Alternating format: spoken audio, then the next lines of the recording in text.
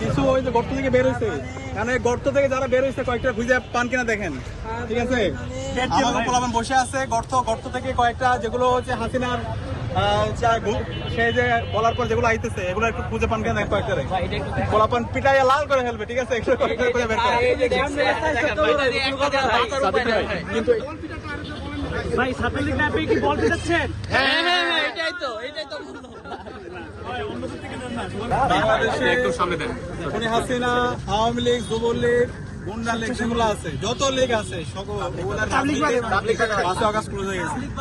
বাংলাদেশের রাজনীতি করে বাংলাদেশ বন্ধু যারা আছে এরা, এই গুন্ডা, এই জঙ্গি, এই সন্ত্রাসী, এগুলার যেখানে পাবেন ওইখানে গণদুলাই।